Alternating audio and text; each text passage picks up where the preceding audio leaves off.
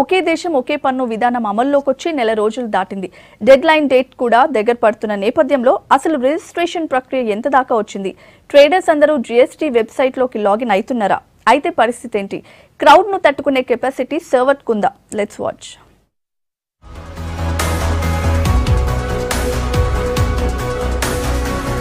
పరోక్ష పన్నుల పారదర్శకత తీసుకురావాలని వస్తు సేవల పన్నును తీసుకొచ్చింది కేంద్ర సర్కార్. వన్ నేషన్ వన్ ట్యాక్స్ నినాదంతో ఒకే పన్ను విధానం జీఎస్టీని జూలై 1 నుంచి అమల్లోకి తెచ్చింది. ఇప్పటికే దేశంలో 71 లక్షల మంది ట్రేడర్స్ తమ అకౌంట్ను ఓపెన్ చేశారు. అయితే 41 లక్షల మంది మాత్రమే రిజిస్ట్రేషన్ను పూర్తి చేయగా 27 లక్షల మంది అప్లికేషన్ ఫామ్ బిని నింపలేదు. ఫామ్ బిని పూర్తి చేస్తేనే కానీ రిజిస్ట్రేషన్ పూర్తయినట్టు కాదు. దీంతో రిజిస్ట్రేషన్ కోసం వ్యాపారులకు ఈ నెల 20 దాకా టైం ఇచ్చింది. 71 లక్షల మంది తమ అకౌంట్స్ని యాక్టివేట్ చేశారు, కానీ దానిలో ఈ అప్లికేషన్ తాలూకు ఫామ్ బి అనే దాన్ని ఫిల్ చేస్తే తప్పితే ప్రాసెస్ కంప్లీట్ అయినట్లు కాదు.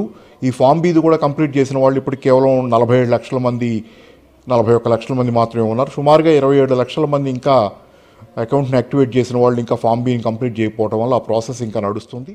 రిజిస్ట్రేషన్ ప్రాసెస్లా మన రాష్ట్రం మొదటి స్థానంలో ఉందంటున్నారు ఇండస్ట్రీ ఎక్స్పర్ట్స్. 90% పైగా ట్రేడర్స్ ఇప్పటికే రిజిస్టర్ చేసుకున్నారని చెప్తున్నారు. అయితే జీఎస్టీ పరిధిలోకి రాని 20 లక్షల లోపు ఆదాయం ఉన్న కుటీర పరిశ్రమలు, అన్ఆర్గనైజ్డ్ సెక్టార్లున్న ట్రేడర్ల ఫ్యూచర్ దెబ్బతినే ప్రమాదం ఉందంటున్నారు. 2-3 ఏళ్లల్లా కుటీర పరిశ్రమలు కనుమరుగయ్యే ఛాన్స్ ఉందంటున్నారు.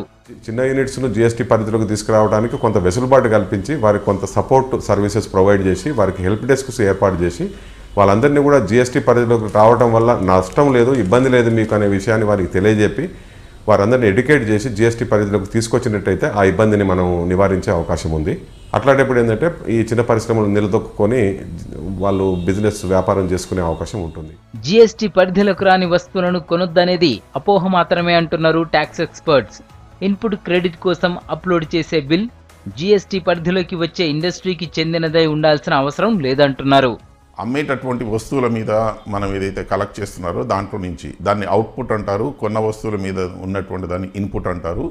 ఈ అవుట్పుట్లో నుంచి ఇన్పుట్ తీసేసి మిగతాది వాళ్ళు గవర్నమెంట్కి ఈ జిఎస్టిఎన్ అనేటటువంటి ఒక సాఫ్ట్వేర్కి మనం అప్లోడ్ చేసి ట్యాక్స్ ఆన్లైన్లో పే చేయాల్సి ఉంటుంది. డెడ్ లైన్కు ముందు హడావిడిగా ట్రేడర్స్ అందరూ జీఎస్టీ నెట్వర్కింగ్ సిస్టంలోకి లాగిన్ అయితే సర్వర్ డౌన్ అయ్యే ప్రమాదం ఉందంటున్నారు ఆర్థిక నిపుణులు. లాస్ట్ మినిట్ వరకు వెయిట్ చేస్తే మాత్రం ట్రాఫిక్ ఎక్కువయ్యే ఛాన్స్ ఉందంటున్నారు. ఒకవేళ అట్లనే జరిగితే సెప్టెంబర్ దాకా గడువు పెంచే అవకాశం ఉందంటున్నారు. ఇప్పటి నుంచి సుమారుగా ఉన్నటువంటి 14-13 రోజుల టైంలో ఆగస్టు 20 దాకా రోజుకు 2 లక్షల చొప్పున అంటే సుమారు ఇప్పుడు 27 లక్షలు కంప్లీట్ చేయడం సాధ్యమే. అయితే ఏంటంటే అది ఏమాత్రం ఆలస్యం చేసినా చివరిలోకి పోయిన కొద్దీ ఏంటంటే ట్రాఫిక్ ఎక్కువ ఉండి ఆ సర్వర్కి దాన్ని మళ్ళీ ఫైల్ చేసుకునే అవకాశం లేకుండా ఇబ్బంది పడటం. రిటర్న్స్ ఫైల్ చేయడం, బిల్ అప్లోడ్ చేయడం మొదలైతేనే గానీ ప్రాక్టికల్గా ఎదురయ్యే ఇబ్బందులు చెప్పలేమంటున్నారు ఇండస్ట్రీ ఎక్స్పర్ట్స్. మన దగ్గర ప్రస్తుతం ట్యాక్స్ కన్సల్టెన్సీలు చాలా తక్కువగా ఉన్నాయి. దీంతో 2-3 నెలల పాటు తిప్పలైతుందంటున్నారు. కానీ నిజమైన ఛాలెంజ్ ఎప్పుడు వస్తుందంటే మాకు రేపు 15వ తారీఖు నుంచి 20వ తారీఖు మధ్యలో మేము ఏదైతే ఈ బిల్స్ అప్లోడ్ చేయటము, రిటర్న్స్ ఫైల్ చేయటము, ఇవన్నీ మంత్లీ రిటర్న్స్ ఫైల్ చేయటం ఈ ప్రాసెస్ మొదలైనప్పుడు టెక్నికల్గా ఏమి ఇబ్బందులు వస్తాయనేది ఇప్పటికీ మాకు అగమ్య గోచరంగానే ఉంది. అక్కడ వచ్చే ఇబ్బందులు ఎట్లా ఉంటాయి, సవాళ్ళు ఎట్లా ఉంటాయి అనే దాన్ని మేము అధిగమించగలుగుతామా లేదా అనేది మనం వెయిట్ అండ్ సీనే ఉంటుంది. అది వెయిట్ చేయాల్సిన అవసరం ఉంది. జీఎస్టీ తోటి సాధారణ జనానికి వచ్చేదేమీ లేకున్నా ట్యాక్స్ కన్సల్టెన్సీలకు చేతి నిండా పని దొరికే అవకాశం ఉంది.